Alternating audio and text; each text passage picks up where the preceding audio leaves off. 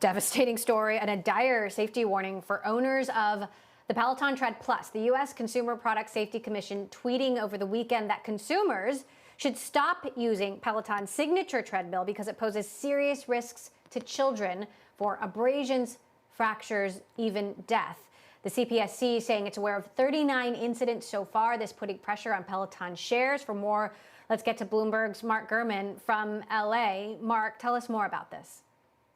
Yeah, this is something that we first heard about a few weeks ago when Peloton announced in an email and on their website to owners of the Tread Plus treadmill that they had determined that a young child actually died in an incident related to the treadmill. At the time, we had discovered that that death was not a one-off occurrence in terms of injury.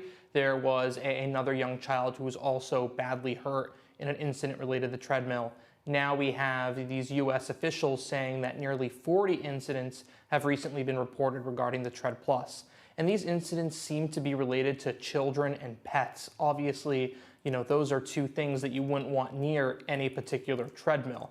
But it appears that the combination of Peloton's strong brand and a higher rate of injuries over other treadmills being attributed to the Tread Plus itself is what is really raising eyebrows here with these U.S. officials and consumers. And it appears thus far that Peloton is pushing back on the idea of a recall, essentially saying that if the device is used properly with the safety precautions that are available to Tread Plus owners, that there shouldn't be an issue. But clearly there is a lot more work to be done here. Okay. Well, I know you're going to continue reporting on developments there. Thanks so much for that update. I do want to get to another story. Apple giving the largely right-wing social app Parler the green light to return to the App Store. What do we know?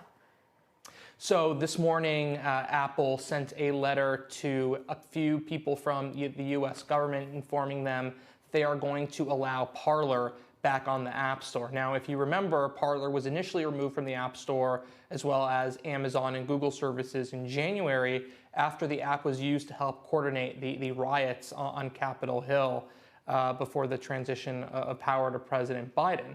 And now Apple is saying that Parler is putting in new protections, the ability to block users, improve moderation, that will allow the app to reappear on the App Store. Since then, we've also learned from Google that they are open to putting Parler back on their Google Play Store, their App Store equivalent, if Parler submits a new version of their app that will meet Google's criteria, which is essentially the same as Apple's in terms of content moderation for social media applications.